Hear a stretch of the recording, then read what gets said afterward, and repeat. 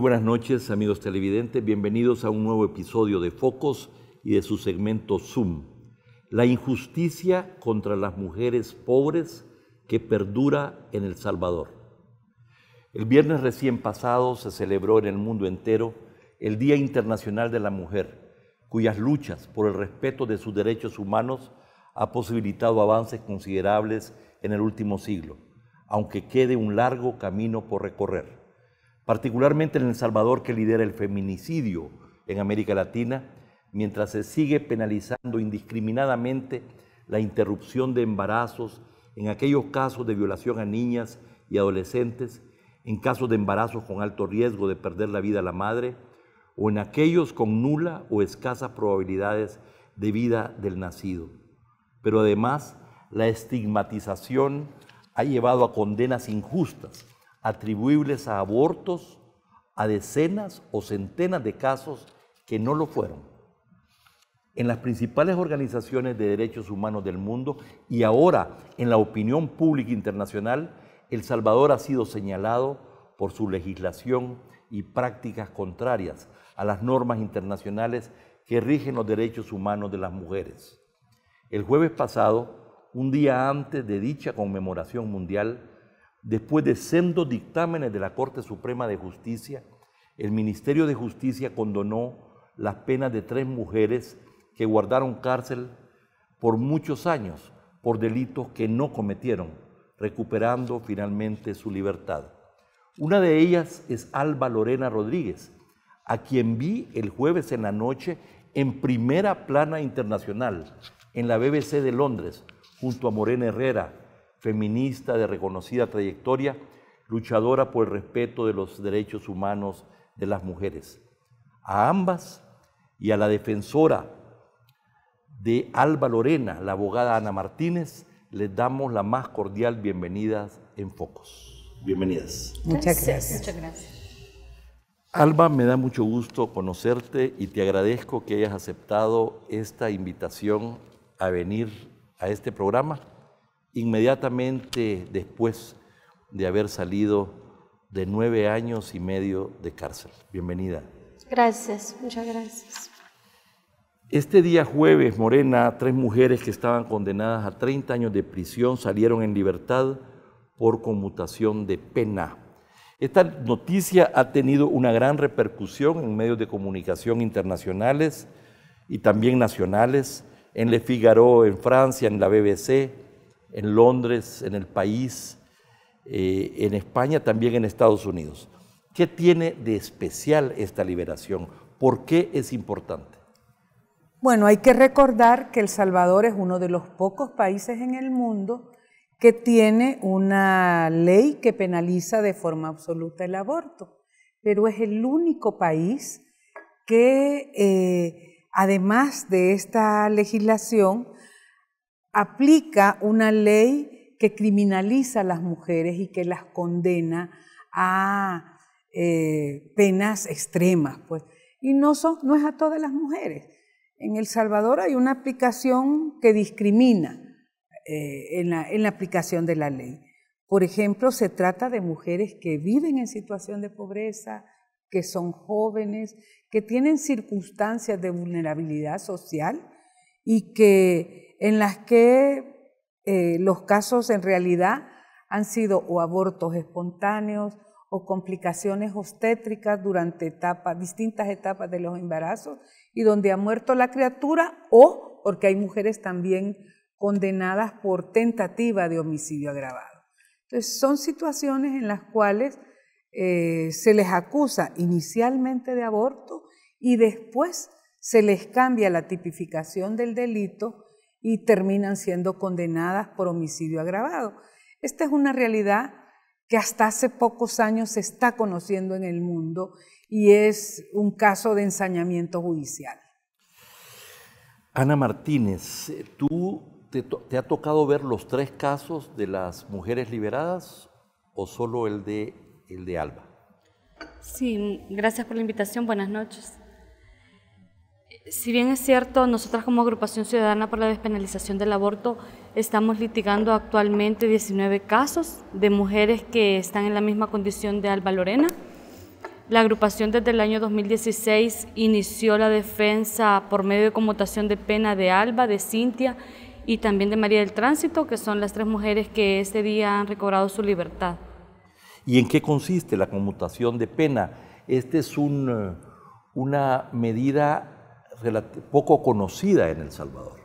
Sí, bueno, la conmutación de pena está regulado en la Ley Especial de Ocursos de Gracia y el artículo 28 regula la procedencia de este ocurso, en el cual el presidente de la República de El Salvador tiene la potestad de otorgar este ocurso a mujeres y hombres que están con condenas firmes. En este caso concreto de la compañera Alba Lorena, que estuvo 9 años y 2 meses en prisión, se le sustituyó esta pena que tenía 30 años de prisión y se le fue sustituida como ahora recobramos la libertad de Alba. Pero se ha solicitado la conmutación de pena para otras mujeres que están condenadas por casos similares. Sí, a ver, la Agrupación Ciudadana desde el año 2009 está trabajando en las elaboraciones y presentaciones de conmutación de pena ante el Ministerio de Justicia y Seguridad Pública. En el año 2009 se logró la libertad por conmutación de pena de la primera mujer que la Agrupación Ciudadana acompañó, Cristina Quintanilla. Posteriormente ha acompañado a otras mujeres que actualmente, en el 2016 se presentaron 8 conmutaciones de pena. De estas 8 conmutaciones de pena se han otorgado 6 conmutaciones, quedando pendientes 2. El año pasado, en 2018, se elaboraron 14 conmutaciones de pena, de las cuales se les está dando también el seguimiento y la incidencia a través del Ministerio de Justicia y Seguridad Pública. Si bien es cierto, estas conmutaciones de pena que a esas mujeres les han otorgado la conmutación, la Corte Suprema de Justicia hace un análisis muy importante y que sienta un precedente bastante significativo en el acceso a la justicia de las mujeres salvadoreñas, porque refleja las condiciones sociales, las condiciones económicas y familiares de cada mujer. O sea que este no es una decisión arbitraria del presidente de la República a través de su ministro de Justicia, sino que para que puedan otorgar esta conmutación se necesita una valoración favorable, dijéramos, de la Corte Suprema de Justicia. Sí. Las razones por las cuales se otorga la conmutación de pena a través del Ministerio de Justicia son las razones de justicia, equidad y moral. En ese sentido, se evalúa cada condición de vulnerabilidad en que las mujeres han estado desde que fueron condenadas. Incluso la Corte Suprema de Justicia, en estos dictámenes que han sido favorables para estas mujeres, expresa que las penas son desproporcionales e inmorales, porque incluso en el caso de Alba y en el caso de María del Tránsito fueron separadas de sus hijas. Entonces, esto, si bien es cierto, no trae una resocialización en el caso de ellas, sino que todo lo contrario, trae consecuencias negativas para ellas y para sus hijas. Asimismo, reconoce también la Corte Suprema de Justicia que ellas eran el sostén económico en sus familias y que al retirarse ese sostén económico por estas complicaciones obstétricas y por estas condenas tan largas, son inmorales e injustas y que no trae ninguna consecuencia positiva para estas mujeres. Pero además la Corte se pronuncia o hizo referencia a que no fue demostrado de que se trataba efectivamente de un aborto de parte de ella. Lo que pasa es que en estos casos han tenido las mujeres complicaciones obstétricas, partos precipitados y que estos partos no han sido atendidos sanitariamente de forma adecuada. incluso estas mujeres no han tenido acceso a la salud, acceso a la educación, y que la misma sala recoge esos motivos y esos elementos por los cuales ahora ha otorgado la Sí, pero la votación. condena, o sea, el señalamiento, la condena fue precisamente por una acusación de aborto. Exactamente. ¿verdad? Sí, ellas inicialmente fueron procesadas por aborto, posteriormente en el requerimiento fiscal la Fiscalía cambia la tipificación jurídica a homicidio agravado, cuando en estos casos debería de evaluarse todo el contexto socioeconómico de las mujeres. Alba Lorena, cuéntanos cómo era tu vida, dijéramos hasta los 21 años, entiendo yo. Fue entonces que nació tu hijo, que perdiste y que luego vino esta acusación y que te condenaron y fuiste a la cárcel. Cuéntanos un poquito de tu vida y por qué fue que te condenaron y encarcelaron.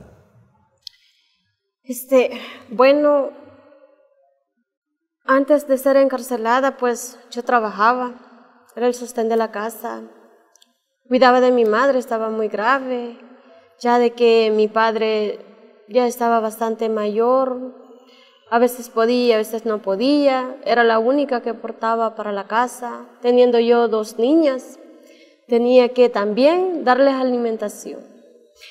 Luego, un poco después de tiempo de eso, mi madre falleció.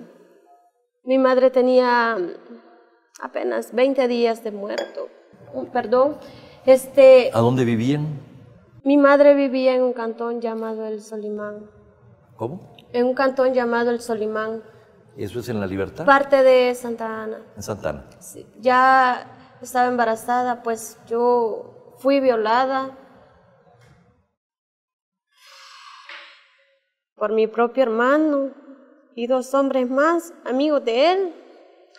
De hecho de esa violación yo quedé embarazada y a los 5 meses de eso yo perdí el embarazo y me acusaron de aborto. Luego de aborto fui acusada por homicidio agravado, fui encarcelada, me apartaron de mis hijas ya que era prácticamente el sostén de la casa. Gracias a Dios la abuela se hizo cargo de mis 2 niñas.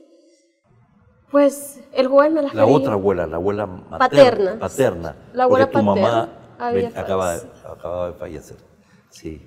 La abuela paterna se hizo cargo de mis 2 niñas porque el juez me las quería mandar a Lisna. Gracias a Dios ella se hizo cargo de mis 2 niñas. ¿Qué edad tenían ellas? 5 y 2. 5 y 2 años. Sí. Cuando te condenaron y te encarcelaron. Sí. Dime una cosa, tú entiendo que tú no habías ido a la escuela, no sabías leer y escribir. No, nunca fui a la escuela porque siempre me dediqué a trabajar. Siempre me dediqué a trabajar desde muy pequeña, desde la edad de 7 años yo ya tenía uso de razón que tenía que trabajar. Entonces, aparte de la pobreza que tenía mi mamá y mi papá, yo trabajaba también, porque a veces teníamos para comer y a veces no, entonces yo tenía que trabajar también. ¿Y cómo fueron las condiciones en que el niño se vino cuando lo perdiste? Cosa que pues sucede en muchos embarazos. Entiendo que tenía 5 meses de embarazo. Así es.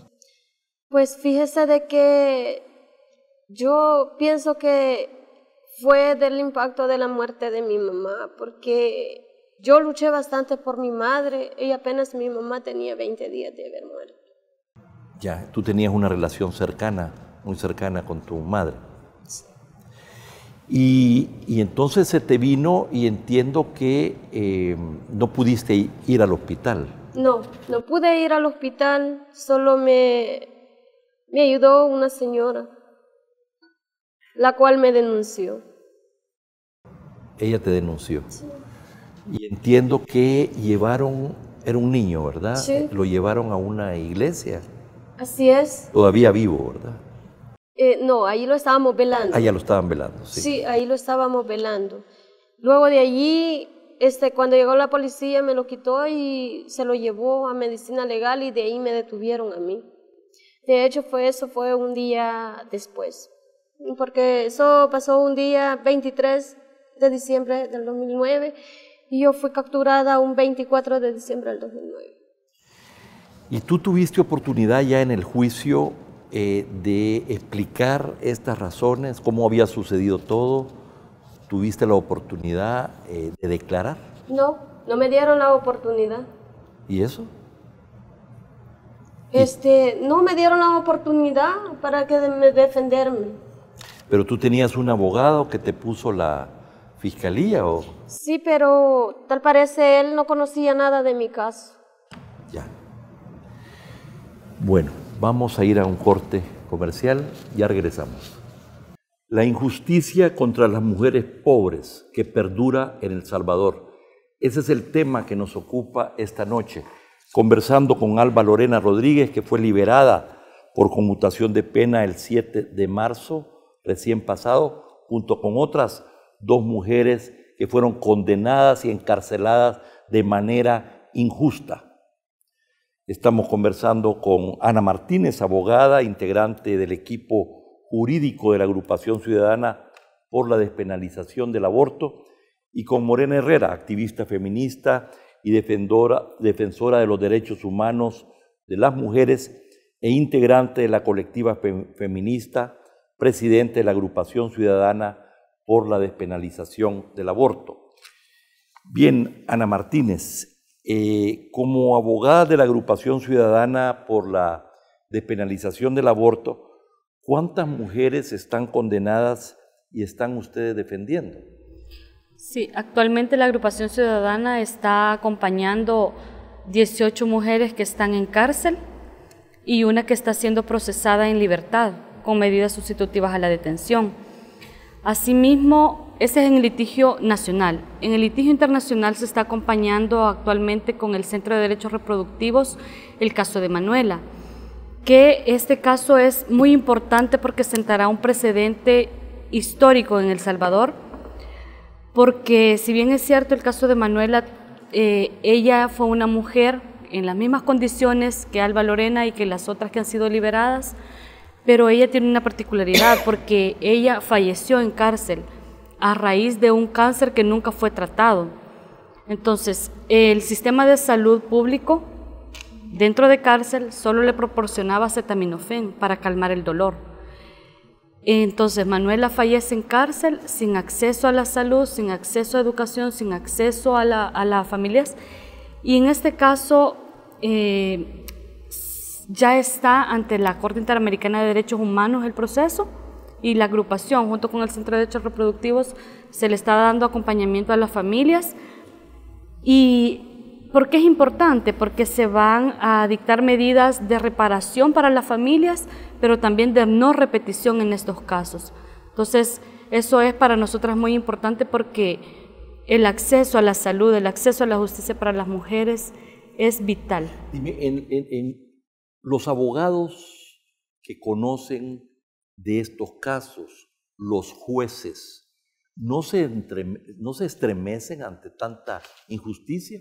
¿No discuten entre ustedes cómo esta impunidad que ha transcurrido a través de los años, esta injusticia que clama al cielo, siga campante y sigan habiendo estos casos sin problema, que no afecta a la gente acomodada, ¿verdad? No. Afecta sobre todo a la gente pobre que vive en condiciones precarias, pero que además no tiene acceso a la justicia, que no tienen posibilidades de defenderse, ¿verdad?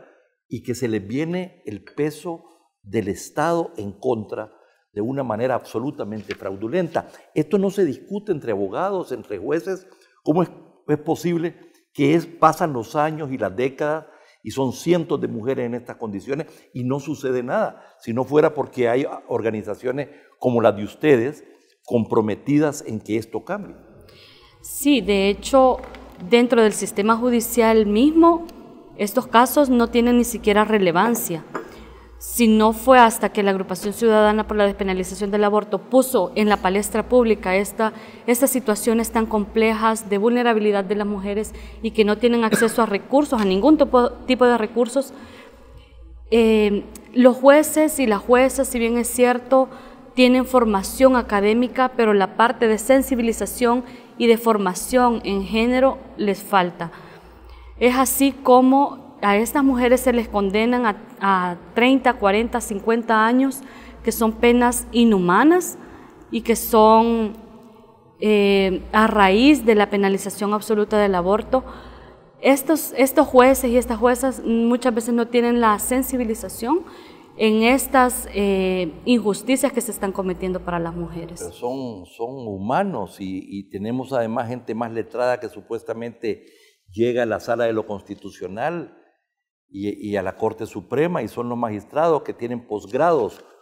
Digo, ¿cómo es posible que esto sea algo que no es como de los secretos mejores guardados, ¿verdad? Pareciera. Sí, y aparte de eso es el mismo sistema machista y patriarcal que se encarga de que estos casos no sean sonados y que no sean conocidos, porque no le conviene también al sistema judicial que estos casos se conozcan. Aquí no estamos hablando de situaciones de abortos en casos extraordinarios, estamos hablando de penas donde se ha utilizado la acusación del aborto para condenar de manera injusta, ¿verdad?, a una víctima. Pero bien, Morena, en el contexto de la lucha por los derechos humanos de las mujeres y de la despenalización misma del aborto, sobre todo en los casos excepcionales,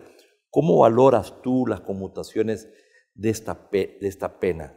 Bueno, yo creo que es un paso importante, me parece que es una señal, puede ser una señal positiva, nosotras queremos interpretarla como una señal positiva, tanto de parte del Ministerio de Justicia y Seguridad Pública del gobierno actual, como de la Corte Suprema de Justicia. Yo quisiera rescatar que en las 3 sentencias de conmutación de pena hay un esfuerzo de reconocer por parte de la Corte Suprema de Justicia y del Ministro de Justicia también, ayer o el día jueves, hubo un reconocimiento del el carácter desproporcionado de estas condenas. Nosotras en el 2004, pues viendo que veníamos defendiendo a mujeres criminalizadas por diversos caminos y decíamos nos vamos a hacer ancianas porque siempre vamos una en una, y hasta ahora quiero decir, hemos apoyado la liberación de 30 mujeres, Alba Lorena, María del Tránsito y Cintia son las números 31, 32 y 33, pero es la primera vez que salen de la cárcel un grupo. Nosotras lanzamos la campaña Libertad para las 17 en el 2014, presentamos solicitudes de indulto, ahí le dieron la libertad a Guadalupe y posteriormente a Mirna, pero el camino se cerró. Entonces, lo que ha pasado es que en este momento hay una señal, digamos, 3 de un solo nos pueden decir que las conmutaciones de penas presentadas pueden ser solventadas a favor de las mujeres y que se puede superar esta violencia de Estado contra las mujeres, porque este tipo de condenas, donde hay ensañamiento judicial, ahorita hay una mujer que está condenada a 35 años, tiene un hijo de 14 años y tiene 11 años de no verlo. Entonces, son unos niveles brutales. Y yo creo que también en las resoluciones se puede vislumbrar que en El Salvador es posible que los problemas de salud, porque Alba Lorena y otras mujeres lo que han tenido son problemas de salud, no sean tratados como problemas penales. O sea, ellas no son unas criminales, ellas han tenido complicaciones como otras mujeres, solo que las han tenido fuera de los hospitales y en condiciones de mucha pobreza. Pues. Tú hiciste referencia a una condena desproporcionada, pero en este caso fue totalmente injusta en el sentido de que no fue un acto provocado. Esa es una de las características que nosotras hemos argumentado en el caso de las 17 y más, decimos ahora porque hay más mujeres presas por estas circunstancias, y es que no está demostrado lo que se llama en materia jurídica dolo, que quiere decir la voluntad de hacer daño. Simplemente las mujeres han vivido aquella complicación, se han encontrado con la muerte de la criatura muchas veces y, bueno, yo he ido varias veces a visitarlas a la cárcel junto con las abogadas. Les hemos preguntado, ¿y ustedes entienden lo que les pasó? Y muchas veces no entienden lo que les pasó. Incluso cuando hablamos se sienten culpables de algo que no cometieron. Entonces es como muy perverso este sistema judicial contra las mujeres pobres. Bueno, pero hay una responsabilidad de la Corte Suprema de Justicia, que por cierto recibe un presupuesto muy grande, de poder reeducar, ¿verdad?, a jueces, a abogados y de sensibilizar. Debería de haber un mecanismo de seguimiento, de monitoreo, a ver si la misma Corte Suprema de Justicia, al más alto nivel, asume esta responsabilidad. Yo creo que además de la Corte Suprema de Justicia hay un órgano que se deriva de la Corte que es muy importante, que es medicina legal. Enseñarle a los peritos a analizar de otra manera, a tomar en cuenta otras circunstancias para comprender qué fue lo que pasó. Yo creo que el Estado salvadoreño, además de reconocer esta injusticia, ahora puede empezar a reparar, porque Alba ha estado lejos de sus hijas casi 10 años. Aquí fueron condenadas ella y sus niñas también. Entonces, ¿qué reparación va a hacer el Estado frente a esta situación? ¿Han contemplado una indemnización del Estado para ella de 50,000 o de 100,000 dólares para compensar mínimamente o no contempla el daño? No, hasta ahora no hemos conseguido que el Estado, incluso en aquellos casos donde se reconoció por revisión de sentencia que hubo un error judicial, ni en esos casos se ha compensado con un centavo a las compañeras. Finalmente, Morena, ¿a qué atribuyes tú este interés internacional tan grande? Ya desde la vez pasada lo observamos, pero en esta coyuntura de que El Salvador, que por cierto no figura como una prioridad en la BBC en Londres, ¿verdad?, ni tampoco en los periódicos franceses, y en Estados Unidos tampoco. Ahora esto ha sido una noticia que ha sido destacada. Es que yo creo que es una situación extrema de violación de derechos contra las mujeres, de una dimensión que es extrema. Esto tiene que ver también con que en El Salvador también tenemos la tasa más alta de feminicidios, no solo a nivel de América Latina, a nivel mundial. Entonces estamos en una sociedad donde la vida de las mujeres vale muy poco, se valora muy poco, donde el Estado no se compromete a respetar los derechos de las mujeres. Alba, ¿qué mensaje les enviarías tú a todas las mujeres que siguen presas, tus compañeras de estos años, hoy que estás libre y que estás y que te propones iniciar otra etapa, pues, de tu vida? Pues el mensaje para mis compañeras es de que tengo un compromiso con ellas, voy a luchar, voy a seguir adelante y voy a hablar por las injusticias que se han cometido, porque yo siempre he considerado que ellas no son un peligro para la sociedad y voy a luchar por ellas, para que ya no sigan más mujeres por el mismo delito, porque son unas injusticias, mayormente que en la cárcel se viven momentos duros y difíciles, y mis compañeras siempre las hemos declarado inocentes, porque no hemos cometido un delito. Entiendo que aprendiste a leer y a escribir en la cárcel. Sí. ¿Verdad? Y estudiaban y tenían otras actividades, dijéramos, de interacción entre ustedes, formativas. ¿Cómo la pasaban? Pues yo solo estudié un año de escuela porque me dedicaba a buscarme trabajo para comprarme mis cosas. Así, ahí mismo en la cárcel. Sí, allí mismo lavaba ajeno, sacaba comida, buscaba agua para las demás compañeras para sobrevivir. Ya. Porque si no, yo no tenía nada. O sea que pasabas ocupada todo el tiempo. Sí, todo el día. ¿Y a tus hijas las veías? ¿Llegaban a verte a veces?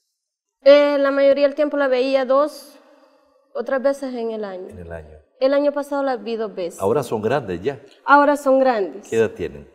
Mi niña mayor tiene 14 años y la niña chiquita tiene 11 años. ¿Y cómo fue ese reencuentro el día de la liberación? El día jueves, entiendo yo. ¿Ellas estaban ahí? Sí, mis hijas estaban allí, pues emocionante, feliz, y ahora voy a reconstruir mi vida con ellas. No voy a reparar el daño, pero no voy a devolver el tiempo, porque las dejé muy chiquitillas, pero voy a pasar la mayoría del tiempo con ellas. Y siempre voy a sacar el tiempo para mis compañeras también que están presas, porque lo necesitan. Bueno, ha sido un gusto conocerte, agradecerte, ánimos. Veo que los tienes y que estás preparada para esta nueva etapa en la vida. Todo lo mejor para ti y para tus compañeras. Ha sido un gusto estar contigo, Morena. Muchas gracias. Gracias. Y a ustedes, amigos televidentes, gracias por su sintonía. No nos cambie, hay más contenido en Focos. Más de 3.800 salvadoreños murieron el año pasado a causa de la enfermedad renal crónica. Esta cifra es 4 veces más alta que la que se reporta en el resto de países del continente americano y 17 veces más alta que las que se reportan en Canadá y Cuba. Estos países registran las cifras de letalidad más bajas. Según datos oficiales, en El Salvador, entre 2011 y 2015, se reportaron 10.949 muertes por esta enfermedad. Así, esta es la segunda más alta de las enfermedades no transmisibles, después de las cardiovasculares.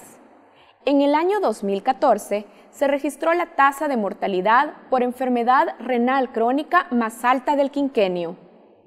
Se reportaron 65.4 muertes por cada 100.000 habitantes.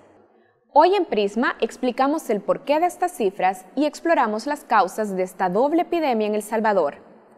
La enfermedad renal crónica es un daño orgánico progresivo e irreversible a la estructura y funcionamiento de los riñones, el órgano encargado de la limpieza y equilibrio químico de la sangre. En el mundo, la enfermedad es causada en mayor medida por la diabetes o la hipertensión arterial. Cerca de 8 de cada 10 casos a nivel global se desarrollan por estos factores. En El Salvador, el panorama es diferente. Una importante proporción se debe a causas no tradicionales. 4 de cada 10 pacientes renales crónicos desarrollan la enfermedad por condiciones sociales, ambientales y ocupaciones relacionadas con la actividad agrícola. Por eso, el nefrólogo e investigador Carlos Orantes la explica como una doble epidemia. De acuerdo con los datos oficiales del Instituto Nacional de Salud para el año 2017, el 12.6% de la población adulta salvadoreña padecía esta enfermedad. De este porcentaje, más del 30% de los afectados respondía a causas no tradicionales. La enfermedad también afecta a más hombres que a mujeres, una proporción de 2 hombres enfermos por una mujer. Para los afectados por causas no tradicionales, la proporción también aumenta. La tasa de mortalidad afecta 3 veces más a los hombres que a las mujeres. En cuanto a las áreas geográficas, la mayoría de casos se reportan en las regiones oriental y paracentral del país, territorios con mayor área rural y donde se realizan tareas agrícolas y agroindustriales. Las cifras oficiales también revelan que los enfermos renales crónicos en estadio 5, es decir, con requerimiento de terapia de diálisis o trasplante de riñón, representan una población estimada de 26.024 adultos. De estos, más del 40% son agricultores, trabajadores agropecuarios. ¿Qué describen estas estadísticas? De acuerdo a investigaciones realizadas por Orantes, coordinador de investigaciones renales del Ministerio de Salud, el modelo laboral agrícola actual ha expuesto a los trabajadores salvadoreños a un ambiente tóxico, agroquímicas, pesticidas dañinos a los riñones, metales pesados. Los efectos de estos son potenciados por inadecuadas condiciones de higiene laboral y deshidratación por el calor. Esto se respalda con estudios recientes que ubican el inicio de la epidemia en 1970, cuando en nuestro país se realizaron cambios importantes en la producción agrícola, entre ellos el uso de agroquímicos para los monocultivos como el algodón y la caña de azúcar. Según datos del Ministerio de Economía, entre 2005 y 2010, las importaciones de hedonal, glifosato y paraquat, pesticidas con efectos tóxicos para los riñones, se incrementaron en un 171%. ¿Cómo ha enfrentado el Estado salvadoreño esta doble epidemia?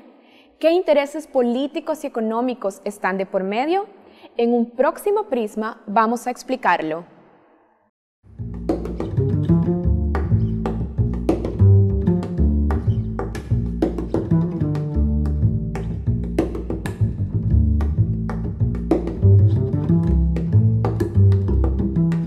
Buenas noches, bienvenidos a la mesa de entrevista de Matices. Saúl, buenas noches. Buenas noches.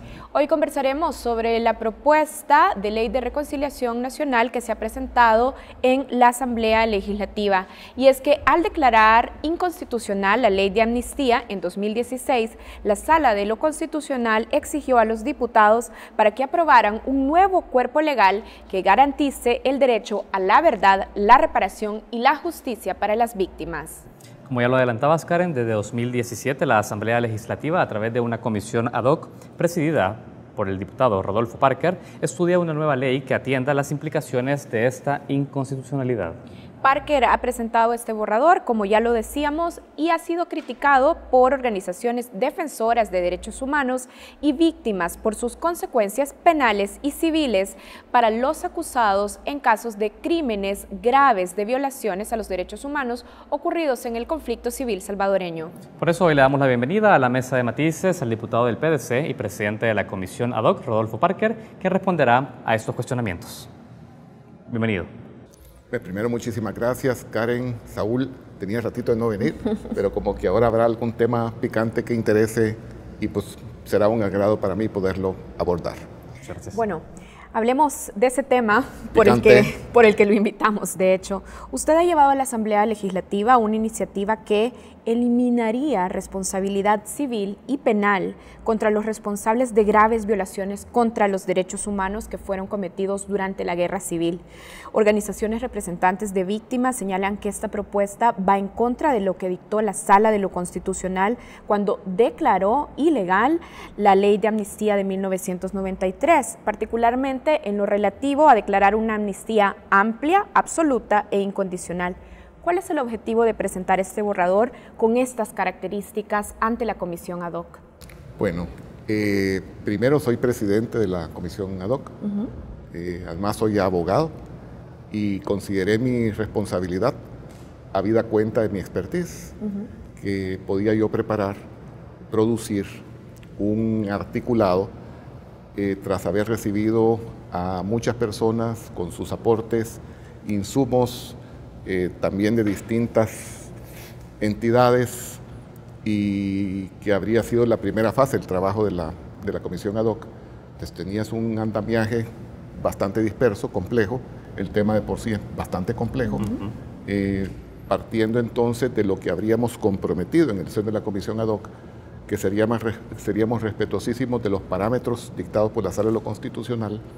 Vine, me tomé el trabajo, me atreví de hacer ese articulado, no a título de un documento para dar iniciativa legal, sino que como un documento de trabajo para generar debate, para provocar la discusión y también facilitando esa discusión.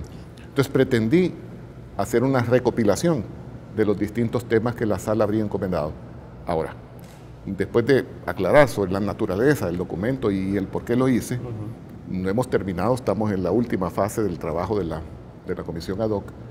Lo que yo comencé a ver es una serie de ataques, primero infundados, Karen, ya aclararé, sobre la pregunta puntual que tú me haces, pero ataques totalmente infundados y de pronto ataques también a mi persona, que me parece o me siguen pareciendo una grosería porque pues, son personas o entidades, algunas de ellas serias. No considero la misma seriedad para la entidad que esté administrando o dirigiendo a alguien como David Morales, que se permitió incluso llegar al extremo de mentir, como que no le habíamos dado espacios y audiencias en la comisión. Eso es falso, de absoluta falsedad. Entonces eso pues, pierde toda credibilidad. Alguien que en un tema tan complejo y delicado tome ese tipo de posturas. A mí me sorprendió. Yo lo tenía como una persona seria y no voy a profundizar más en eso, simple y sencillamente, y por eso hago la mención, porque fue procurador para la defensa de los derechos humanos de El Salvador. Pero bien, dicho eso, hubo otras personas o entidades serias, y ahí sí dije yo, bueno, no, esto ya es otra cosa, porque están repitiendo, y es parte de la pregunta que voy a responder, cosas que no corresponden a la realidad. Empezando con las primeras críticas que incluso fue recogido, oigan ustedes, en un documento que publicó la oficina de la señora Bachelet de Naciones Unidas el día de ayer y que pues provocó que yo de inmediato reaccionara y le contestara a la oficina de la señora Bachelet, porque lo que dice ahí, como lo que estaban diciendo estas otras personas o entidades, no corresponde a la realidad. La primera crítica habría sido, ve, en ese papel de Rodolfo Parker, pues, ya satanizando la cosa y queriendo golpearme a mí, cosa que no va. Pero ahí en esa amnistía están buscando amparar delitos de lesa humanidad y graves crímenes de guerra. Hombre, por segunda vez lo digo, también falso, de absoluta falsedad.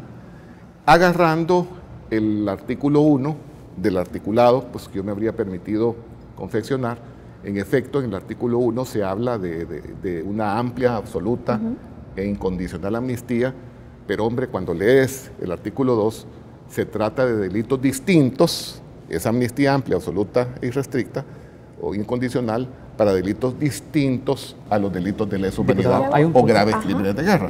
De tal manera de que nunca se ha presentado un documento donde se pretendiese incluir, beneficiar en una amnistía estos hechos graves. Solo quiero hacerle una pregunta breve sobre algo que decía. Dijo, me he reunido con muchas personas. ¿Con qué personas? No, la comisión ad hoc. ¿Con qué personas? La comisión ad hoc, estamos hablando de que se hizo una agenda donde se habrían incluido todas las entidades representativas, por ejemplo, de las víctimas, que es uno de los ejes centrales que tenemos, a los que les tenemos que dar respuesta conforme a la sentencia de la sala. No hubo una sola entidad o persona, porque los foros eran además abiertos. Tuvimos un foro que era absolutamente abierto, o sea, no era con entrada exclusiva, que se realizó en Villadueñas y llegaron, no te puedo decir ahorita con nombre y apellido de las distintas entidades, pero fueron muchas, pero también tuvimos audiencias en el seno de la comisión ad hoc, que fue durante los primeros 3 meses de trabajo de la comisión ad hoc, nos dedicamos a recibir personas, insumos, algunas veces verbales, otras veces escritos, pero de más de, me atrevería a decir, de más de 2 docenas, también de entidades. También recibimos a juristas, incluidos magistrados de la anterior sala de lo constitucional, y también habríamos tenido entrevista con firmantes de los acuerdos de paz. O sea, tratamos de abordar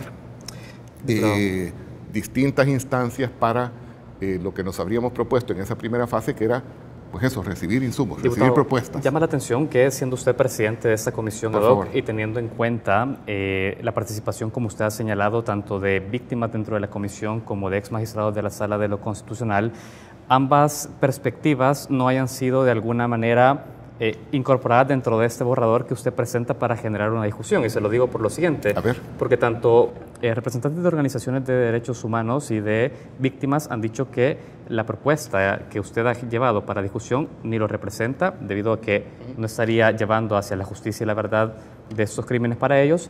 Y por otro lado, el periódico digital El Faro, en consulta al ex magistrado de la Sala de lo Constitucional, Rodolfo González, señala no es válido que sigan pensando que una amnistía de 1993 sigue vigente cuando nosotros ya la declaramos inconstitucional en 2016. Teniendo en vista estos dos puntos de opinión, eso no lo hemos recogido de alguna manera en este documento. Son muchas cosas las que me estás preguntando a la vez y creo que... Lo puntual es que hay dos opiniones que no coinciden con su documento y usted dice... No, es que yo tengo que respetar, Saúl, lo que digan las distintas entidades y de verdad lo respeto por convicción, por naturaleza, pero no corresponde a la realidad. Es decir, para empezar, aquí está el documento. El documento que yo, pues, como dije, me he atrevido a preparar.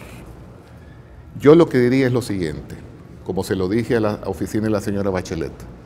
La principal crítica que hizo, y voy por parte, porque no he respondido lo de la responsabilidad penal a la que se refirió Karen. Lo que le dije yo con el respeto debido a la oficina de la señora Bachelet. A ver, la crítica sustantiva que se hace es que se estaría beneficiando, generando impunidad, a aquellos que cometieron graves hechos. Entiéndase, crímenes de lesa humanidad, graves crímenes de guerra. Señor Bachelet, eso no corresponde a la realidad. ¿Por qué no? Eso no corresponde a la realidad porque están explícitamente excluidos esos delitos de una amnistía. ¿Esas personas pueden han abordado para hacer el señalamiento el artículo 1, pero no abordaron el artículo 2.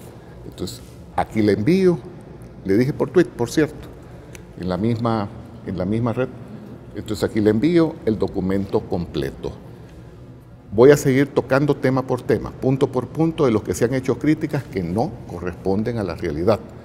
Y decía yo al inicio, cuando elabore este documento como presidente de la Comisión ad hoc, pero como abogado, he estudiado punto por punto de la sentencia de la Sala de lo Constitucional y reto, y lo digo en el buen sentido de la palabra, no como, y reto a cualquier abogado de la República, serio, capaz, que quiera reunirse conmigo y discutir con base en el documento, que además ya es público, si hay algo que está aquí que violenta la resolución, incluido Rodolfo González, al abogado González, aquí, con papeles en mano, si hay algo aquí que contradice los parámetros de la Sala de lo Constitucional.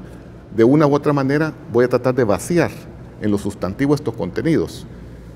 Establecido que es falso, o sea, los primeros señalamientos que ya empezaron a retroceder, porque hoy ya no dicen, ya no atacan aquello de que estamos incluyendo delitos de lesa humanidad, etcétera. Hoy lo que estoy viendo yo, pero es que suprimen responsabilidad penal. Correcto. En tu propuesta, abordando la pregunta sustantiva de Karen. Hombre, tampoco. Dos cosas sobre este particular. Primero, no solo decimos explícitamente que estos casos graves se tienen que judicializar, sino que también decimos explícitamente, en blanco y negro, de que tiene que haber sanción penal, que tiene que haber responsabilidad penal, que tiene que haberla. Judicializar los casos, buscar la verdad y que exista sanción. Hoy vamos al concepto de sanción o responsabilidad penal.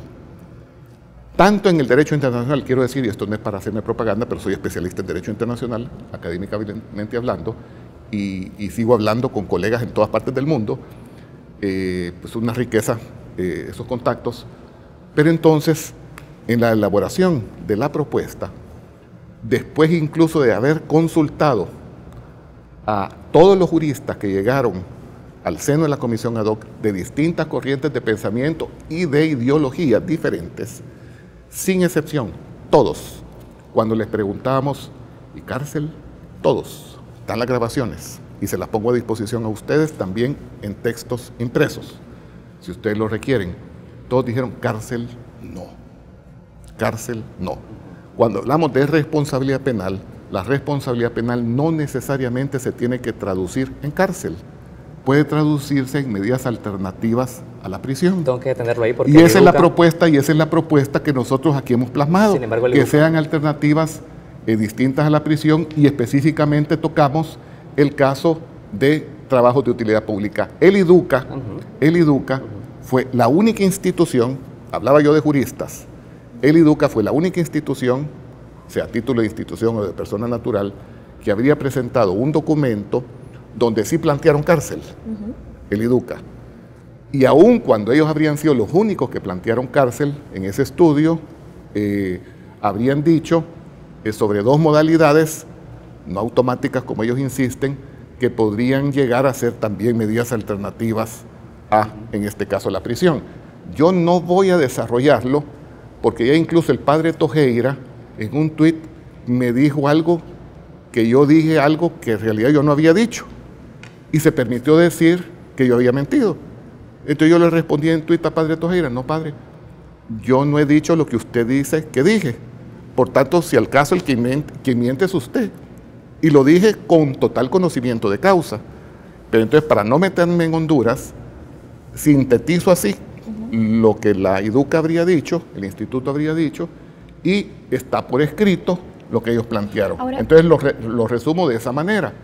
Es decir, solo el IDUCA habría presentado la posibilidad de cárcel, o sea, como la medida de responsabilidad penal, y habrían generado ahí en su documento 2 modalidades no automáticas que se podrían implementar, que serían distintas a la prisión. Pero eso está ahí por escrito. A quien le interese leerlo, que lo lea y que lo interprete en forma directa. Desde su punto de vista, por favor, ¿podría explicarnos, podría argumentar por qué cárcel no? Bueno, comencemos porque estamos hablando de un marco de reconciliación. Comencemos porque estamos hablando de un proceso de paz exitoso en El Salvador que se administró para terminar el conflicto, que firmamos la paz sobre determinados parámetros y que no voy a decir, porque no es el caso así, tal cual yo participé en todo el proceso de paz, tanto en las rondas de negociación como también coordiné la ejecución del acuerdo de paz, y estoy completamente consciente de la dinámica, de las discusiones, del contexto que vivió el país, las discusiones que se generaron, las consultorías que tuvimos, los consejos que recibimos de distintas latitudes, de las mismas Naciones Unidas a través de personal especializado. No quiero decir que se estaba cambiando justicia por paz, no es el caso, pero sí es el caso de que era un eje central que los acuerdos a los que nosotros arribaríamos tendrían que generar un reordenamiento institucional y al mismo tiempo en ese reordenamiento, por un lado, supresión de funciones que pudieran en un momento dado llevar a que una sola autoridad pudiese ejercer arbitrariedades como las que anteriormente se habrían dado en el país. Y cuando nosotros tenemos que 27 o 20 y tantos años después no volvieron a ocurrir los sucesos, hoy entonces sí podemos hablar con propiedad que tenemos prácticamente, por el transcurso del tiempo y lo que haya ocurrido, garantía de no repetición de los hechos de aquella naturaleza. Quiere decir que los ejes que habríamos dejado nosotros escritos en el acuerdo de paz habrían funcionado para lograr el gran propósito del fin de la guerra. Cuando hablamos entonces del gran propósito de la reconciliación, nosotros también estamos entendidos que es un tema que no se ha dejado de cerrar, es decir, no lo hemos logrado, son asuntos no resueltos. Cuando nosotros venimos como legisladores en nuestra capacidad de configurar leyes, y la sala en un principio habla de una eventual normativa y en las resoluciones de seguimiento nos dice ya casi una forma vinculante, pues hagan una ley, pero nosotros lo hacemos en el marco de la reconciliación y llegamos a la conclusión que no necesariamente tenemos que pasar en cuanto a la sanción o responsabilidad penal por cárcel, porque no andamos buscando un bien mayor, sin perjuicio de que haya realmente una sanción. Diputado, el concepto de reconciliación, usted lo ha expuesto aquí claramente y dice no es necesario pasar por cárcel para tener un proceso de reconciliación en el país. ¿Se ha tomado en cuenta la lectura de las víctimas directas de los graves crímenes sobre derechos humanos para poder llegar a la conclusión de que la reconciliación pasa sin cárcel? ¿Usted lo ha tenido en cuenta a la hora de formular este concepto? No encontramos, no podemos descifrar corazones, pero en las reuniones que tuvimos no vimos un afán de venganza, Saúl. No lo identificamos. Es más, te quiero decir algo que a todos, y se lo podían preguntar a cada uno de los miembros de la comisión, a todos nos tocó, nos sensibilizó mucho, que incluso vinieron representantes de víctimas a decirnos que no se sentían nada cómodos con eso de que se estuviera hablando que si eran $50, $100 o tal en cuanto a compensaciones económicas. Es decir, partiendo de que la reparación integral de las víctimas es uno de los mandatos de la Sala de lo Constitucional, entonces sí habríamos hablado con víctimas y más que todo el enfoque era en lo que respecta a los términos de las de la compensación integral a lo que se había referido la sala. Pero en esas discusiones o conversaciones más bien no habríamos percibido un sentimiento o un afán de ir y buscar cárcel. Entonces usted concluye que sin prisión se puede hacer justicia en casos de graves violaciones a los derechos humanos. En efecto, sí, esa es mi propuesta, Karen, en la visión que tengo como persona que participó en el proceso de paz.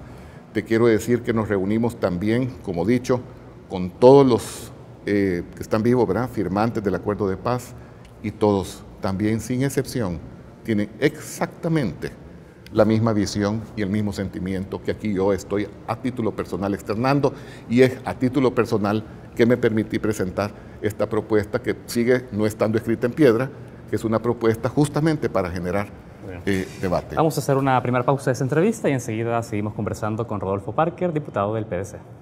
Continuamos en Matices. Se encuentra esta noche en el set Rodolfo Parker, quien es presidente de la Comisión Ad Hoc en la Asamblea Legislativa. Estudia sobre un cuerpo normativo que contribuya a la reconciliación y verdad y justicia a las víctimas, un mandato que la Sala de lo Constitucional emitió en el año 2016. Diputado, usted ya hacía algunas precisiones respecto a los cuestionamientos que nosotros hacemos y que también organizaciones de la sociedad civil recopiladas en esto han hecho a la iniciativa de un proceso de reconciliación. Le decía que el ex magistrado de la Sala de lo Constitucional, Rodolfo Parker, al periódico Rodolfo González, al periódico digital El Faro, señaló que en la discusión no tendría por qué considerarse vigente todavía la ley de amnistía de 1993, porque fue precisamente el espíritu de la sentencia sacarla del ordenamiento jurídico. Usted ha dicho que esta propuesta que están discutiendo lleva la finalidad de darle certeza de que una amnistía sigue vigente en el país. ¿Por qué? Sí, me explico. Realmente no tengo otra manera de decirlo, pero lo voy a tratar de demostrar en forma sencilla. Aquí en la sentencia de la Sala de lo Constitucional hay entuertos muy enredados, por decirlo de una forma elegante, o sea, confecciones erráticas. Y quiero puntualizar dos cosas de la sentencia de 2016, donde en efecto se declara inconstitucional en términos generales y en algunos casos en términos puntuales la amnistía, para llamarlo en una sola forma, la amnistía de 1993. Ok. Digamos que le vaciaron el contenido y podríamos afirmar de que, aunque no la declararon inconstitucional entera, pero podríamos decir, como abogado y en sentido común, de que ya no tiene contenido.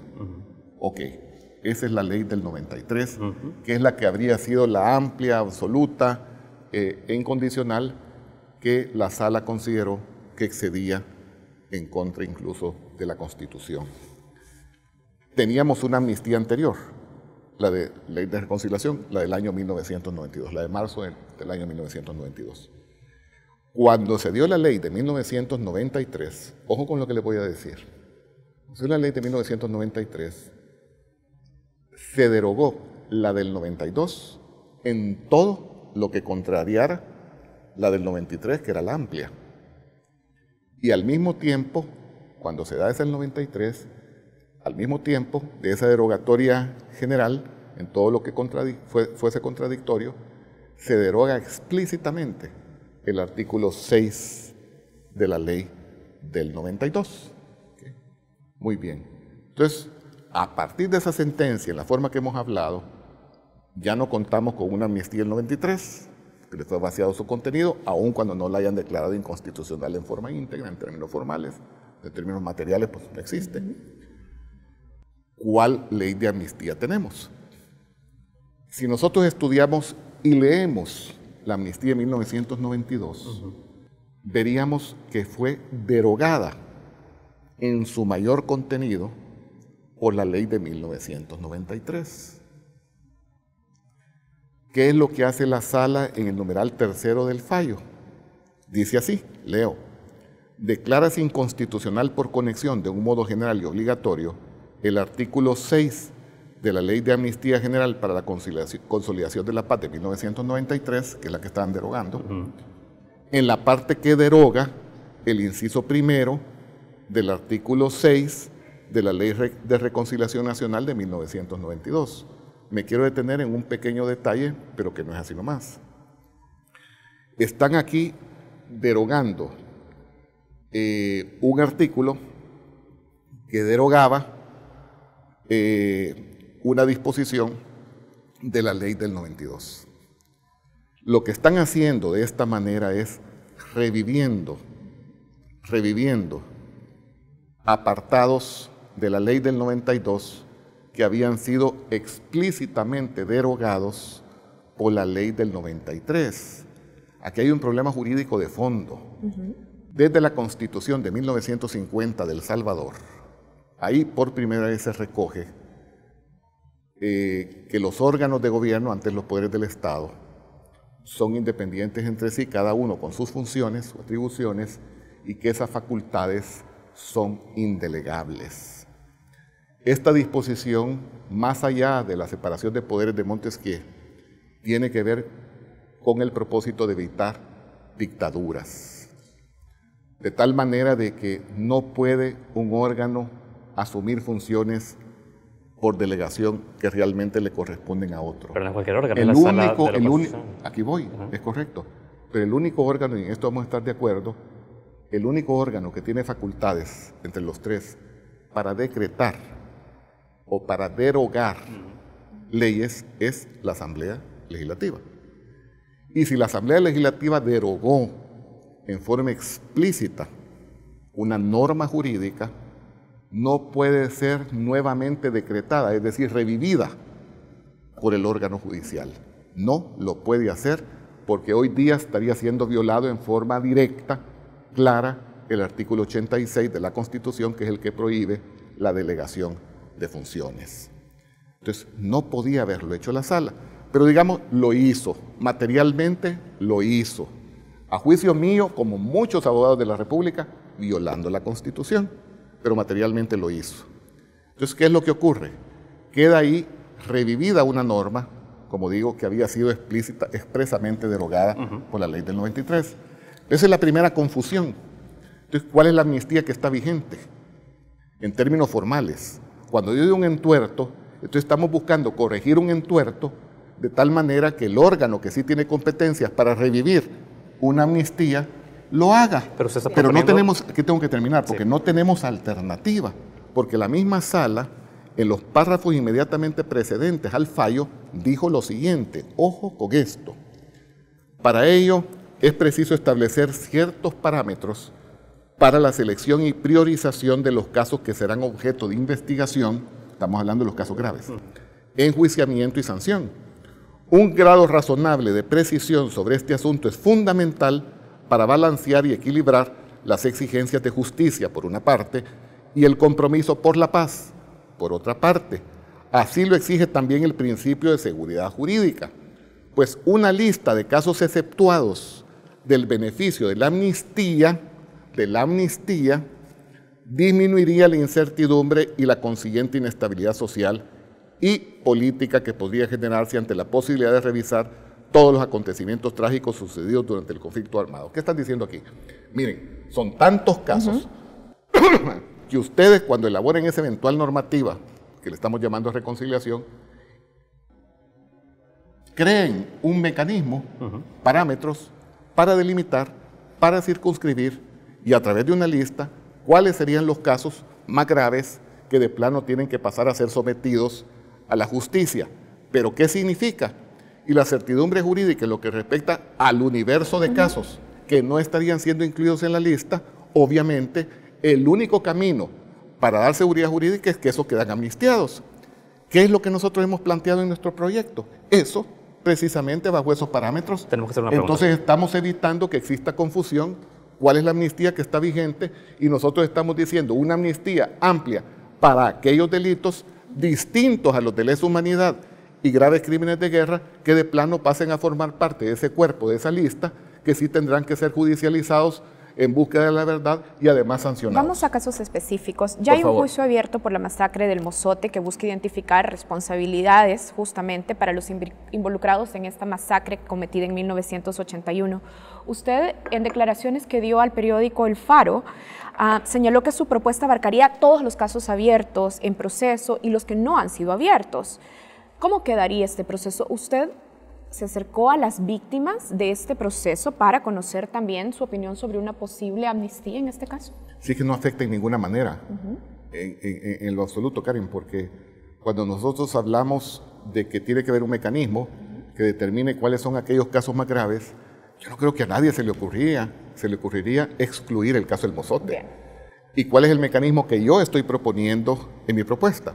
Y si no, que vengan estas personas, si van a hacer gala del intelecto que dicen tener, que yo no lo he descubierto, o del interés de promover país y ayudar a la reconciliación y todo lo demás que se autoadjudican hoy por hoy sin mayor credibilidad, porque la verdad es que no han producido nada.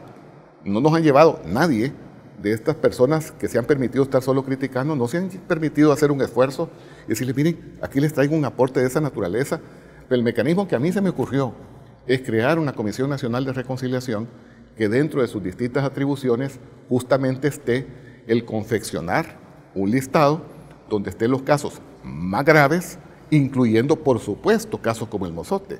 Insisto, no creo que a nadie se le ocurriría, en el marco de estos mecanismos, excluir un caso de semejante naturaleza. Sin embargo, en su propuesta, pero entonces, con la idea de que esta comisión, una vez delimita esos casos, conforme la sala lo ha ordenado, se lo presenta como propuesta para respetar también la Constitución, porque el fiscal general no necesariamente tiene que tener vinculación o atender como una orden lo que digo una comisión de esta naturaleza. Entonces esta comisión le manda a título de sugerencia al fiscal general para que entonces el fiscal general pueda operar esos procesos en función de su judicialización. En su diseño, sí, ¿qué curso seguiría este caso, este juicio que ya está abierto? El caso sigue abierto, sin ningún cambio. Es decir, lo que estamos diciendo nosotros es que nos podemos encontrar una vez entre en vigencia la ley, entrar en vigencia la ley, con casos que están abiertos, con casos que ya están sentenciados o con casos que no han sido abiertos aún. Son las tres opciones materiales posibles y en ninguna forma,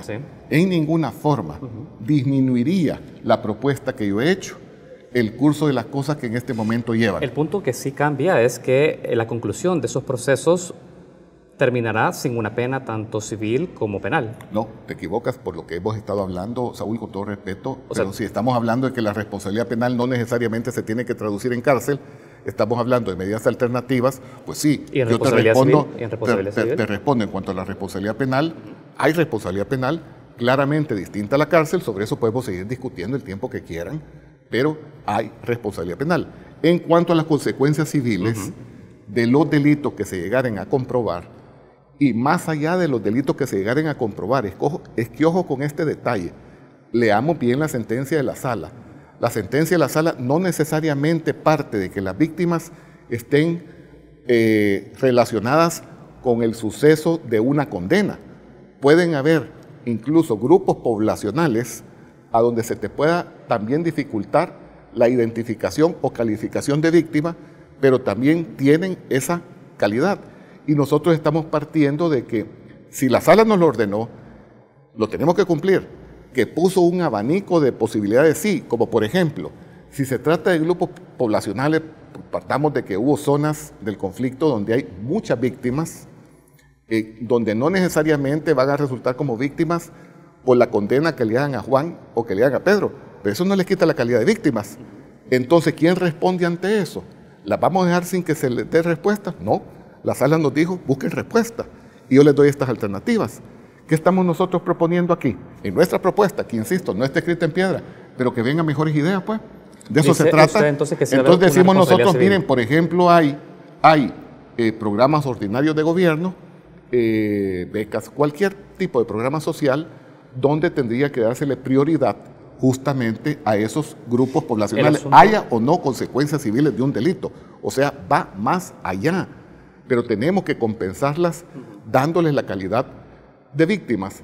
Nosotros fuimos a Cartagena de Indias, varias personas que fuimos invitadas a revisar el proceso en Colombia, que es un proceso pues más tierno en cuanto a que están en este momento viendo el tema de las víctimas, y nos decían ahí, empezaron con números, por decir 200,000, no recuerdo bien, de personas como inscritas como víctimas, y después iban en varios millones de víctimas. Pero no serán los individuos los que tendrán que asumir la responsabilidad civil por los crímenes de los que resulten culpables, si así fuesen declarados. No, en la propuesta nuestra, por las razones que estoy diciendo, el Estado tiene que garantizar, hayan o no, ¿y por qué no los responsabilidades? individuos? No, Karen, simple y sencillamente porque si nos vamos nosotros a que ese es el eje, eso significaría que vas a dejar descubierto al universo mayor de virtuales víctimas. ¿Pero por qué tendrían que ser excluyentes? Es decir, que el Estado asuma responsabilidad e invierta en los territorios, en las regiones, no debería ser excluyente de la responsabilidad individual. Es correcto,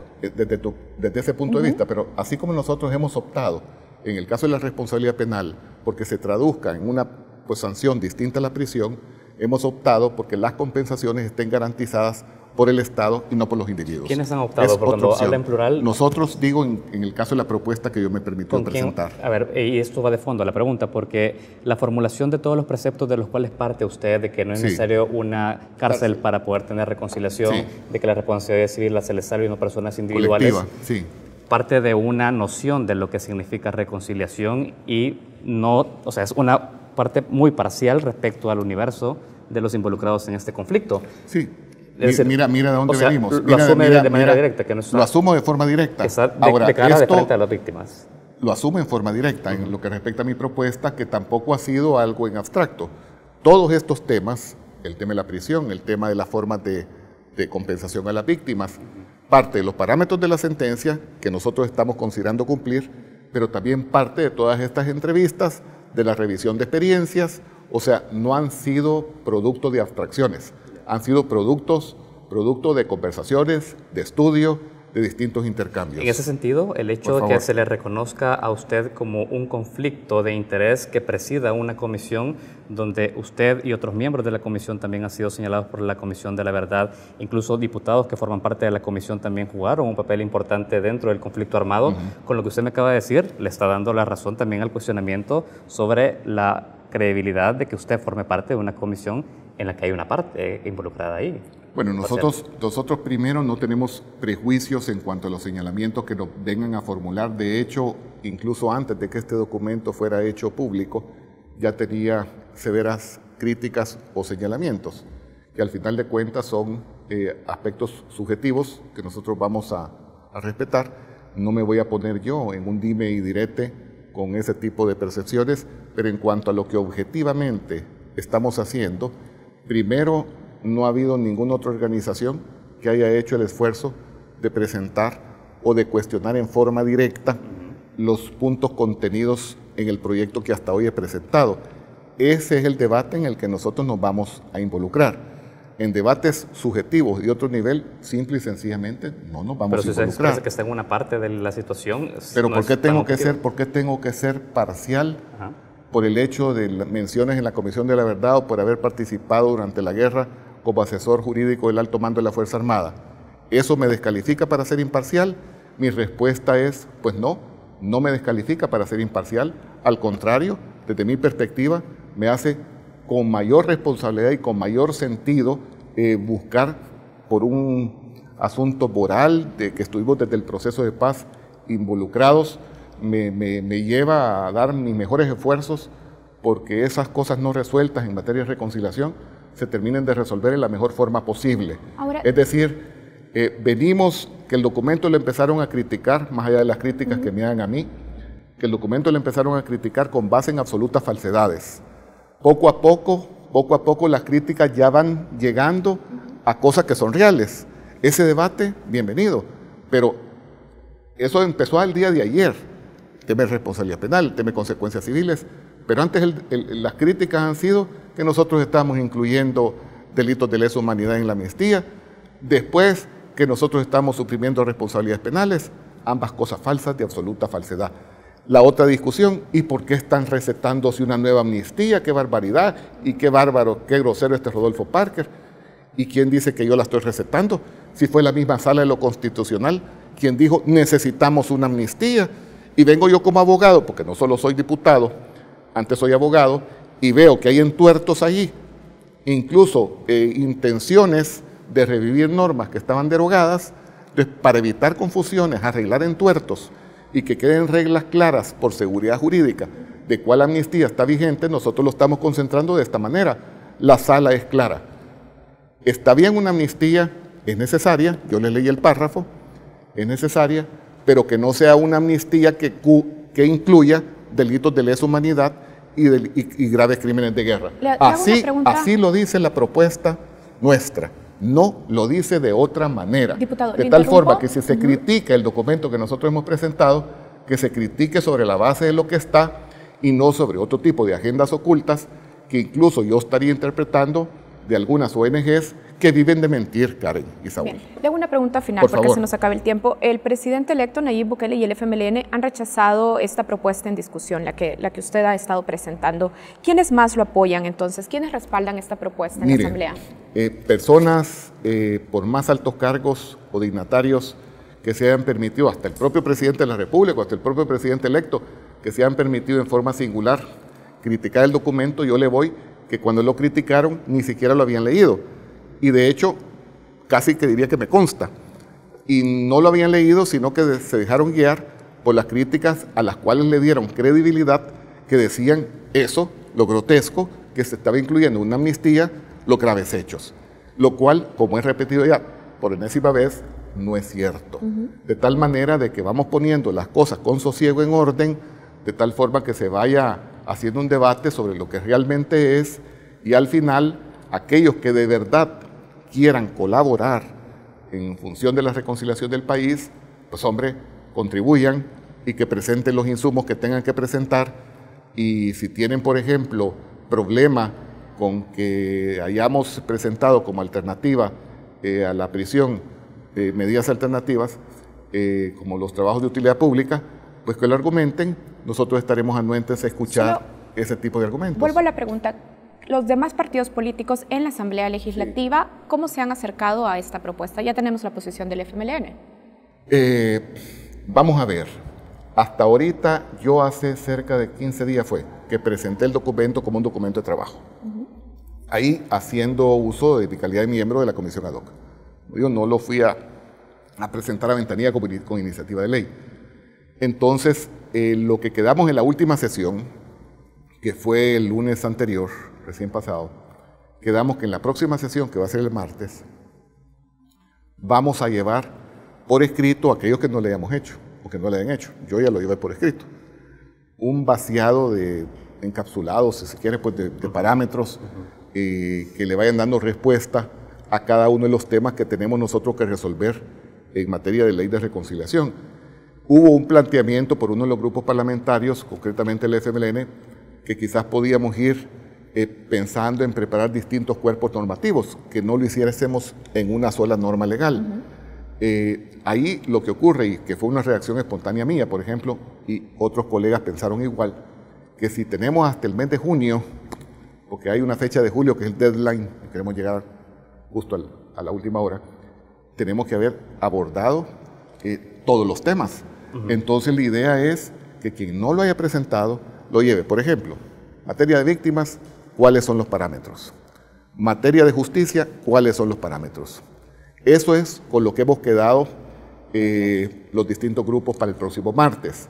Ahora, me da la impresión que sí vamos a estar en capacidad de construir una sola normativa y me da la impresión que sí vamos a poder salir en tiempo con el abordaje de los distintos temas. Coméntanos en su borrador cómo queda el papel de las víctimas a la hora de poder tener un papel decisorio sobre los procesos, los juicios, el control que hacen también las víctimas a todo el proceso de enjuiciamiento que pueda derivarse de esto. ¿Cuál es el papel protagónico que cumplen ellos aquí? A ver, hemos dejado un mecanismo previsto que está concretamente en el artículo 17, y esta es la propuesta, digamos, virgen que he presentado. Mi intención, Saúl, Karen, es que esto sea enriquecido. O sea, mi intención no es que esto sea el último documento. ¿Pero de qué Nunca parte? ha sido mi intención. Entonces, estamos hablando, para empezar, la Comisión Nacional de Reconciliación tendría la función no jurisdiccional, de darle seguimiento a los distintos temas, porque aquí no solo estamos hablando de víctimas, ya me explayo, estamos hablando también de los archivos, estamos hablando también de la búsqueda de personas desaparecidas, y a todas estas situaciones se les está creando una estructura, y nosotros hablamos de que la Comisión Nacional de Reconciliación, en coordinación con el Ejecutivo, estarían atentos a decretar las distintas medidas de carácter ejecutivo que se tengan que ir tomando sobre el camino para que las víctimas vayan teniendo satisfacción de sus reclamaciones. O sea, ellos van a ser el auditor del Ejecutivo a la hora de dictar medidas de reparación. Exactamente, y el Ejecutivo además tendría que tener una constante coordinación con lo que sería la Mesa Coordinadora de Reparación Integral de las Víctimas, que es otra instancia que estaríamos nosotros creando, además con presupuesto, porque quiero decirles que hay algunas instancias, por ejemplo también lo de la búsqueda de personas desaparecidas, que ya existen a nivel ejecutivo, pero pues de plano que es mejor, en función de los intereses de las víctimas, que esto suba y escale a nivel de ley, porque también estaríamos obligando por ley a que existan las estructuras presupuestarias necesarias para que estas cosas tengan viabilidad y realización y no quede simplemente en promesas. Muy bien. Bueno, así cerramos esta entrevista con el diputado Rodolfo Parker. Hoy hemos estado discutiendo sobre la propuesta que hay en la comisión ad hoc de la Asamblea Legislativa, que es justamente presidida por usted. Gracias por acompañarnos. Muchísimas gracias por la invitación, y esperaríamos nosotros que aun cuando esto podrá resultar diferente a lo que algunos quieren, nos alegraría muchísimo que esa diferencia sea, pero no por intereses creados, sobre todo, como repito, de algunas ONGs que nosotros estamos viendo que más bien pueden tener una agenda de agitación, una agenda de inconformidad, y que esa sea simplemente su agenda y no realmente buscar la reparación integral de las víctimas. Bueno, muchísimas gracias al diputado Rodolfo Parker. Nosotros cerramos así la entrevista de Matices. Ya regresamos con más contenidos.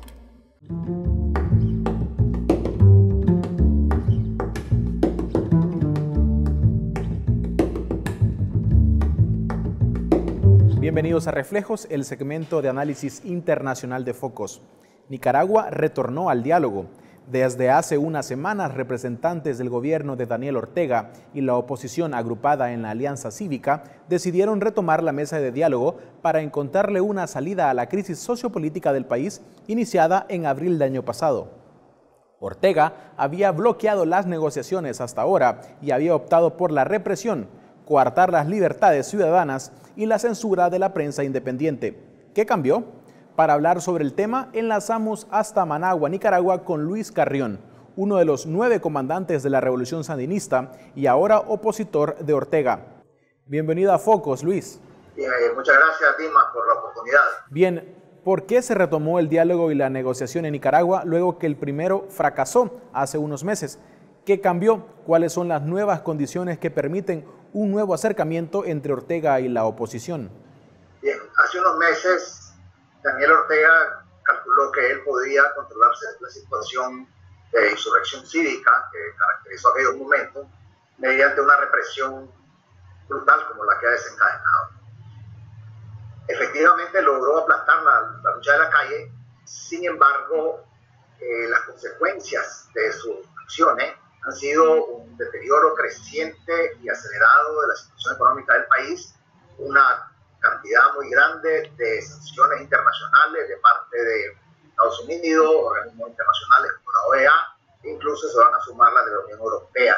Pero además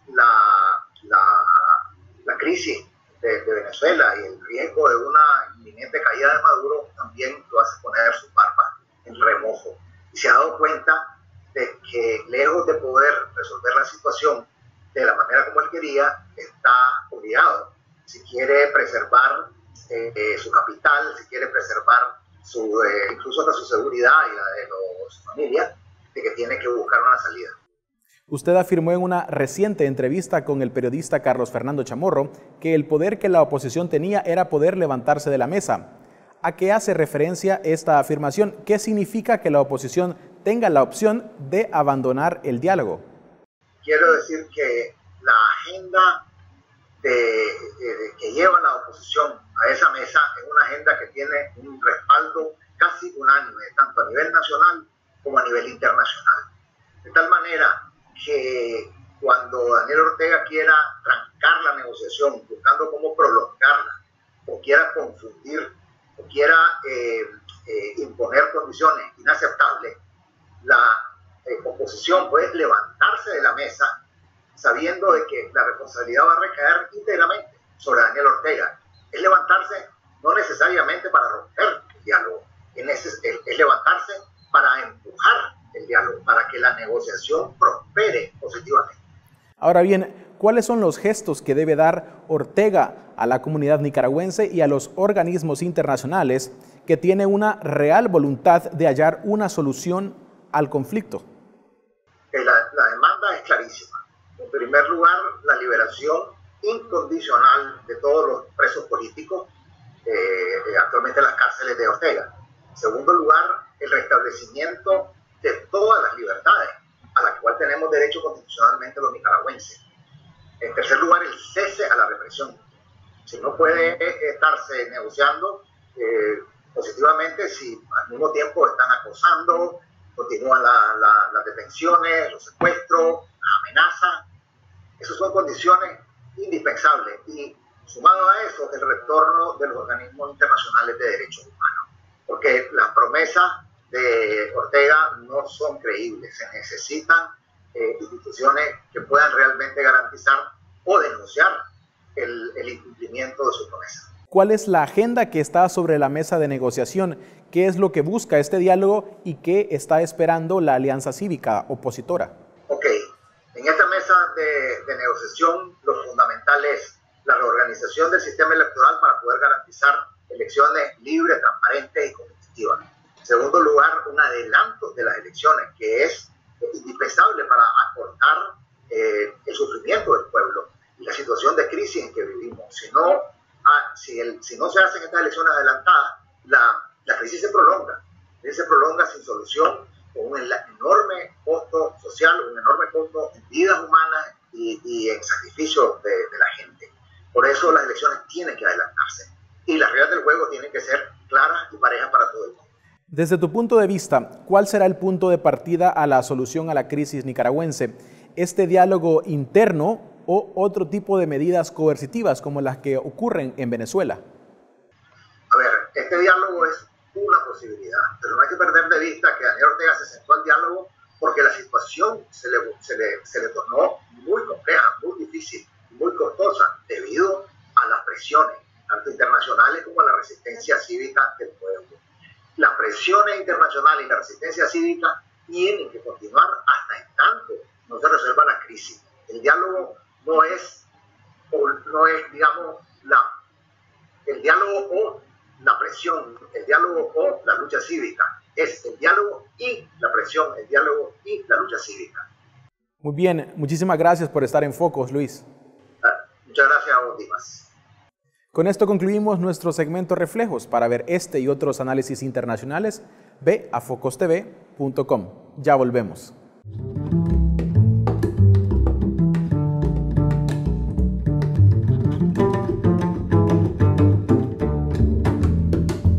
Vínculos es la exposición temporal de la destacada fotógrafa salvadoreña Elise Hernández. Está inspirada en las conexiones de la vida como la naturaleza, el amor propio y las relaciones interpersonales. La exposición de Bomish, como se autodenomina artísticamente Elise Hernández, estará abierta al público en el Museo de Arte de El Salvador, Marte, hasta el próximo 28 de abril. Te invitamos a visitarla. Así cerramos un episodio más de Focos. Gracias por acompañarnos. Buenas noches.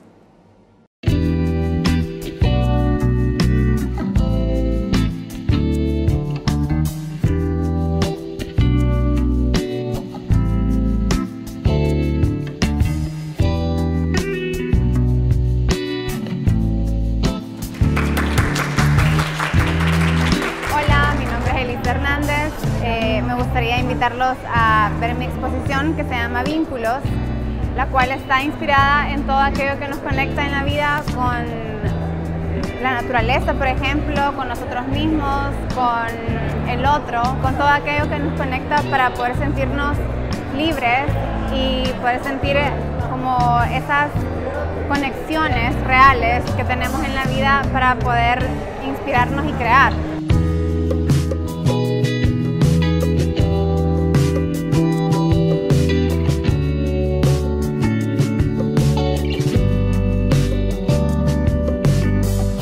En esta exposición de moda que se muestra el trabajo de diseñadores salvadoreños que son ex Caleidoscopio, ya que esta exhibición se hace en el marco de Caleidoscopio, con el cual se han invitado a ex diseñadores que tienen sus prendas acá mostradas en las fotografías, que son vestidos, faldas, también son aretes, por ejemplo, accesorios. Entonces van a poder ver ustedes en cada fotografía una pieza que es de un diseñador de Caleidoscopio del pasado, ya que van a cumplir este año 10 años de estar como acá en el museo, ¿verdad?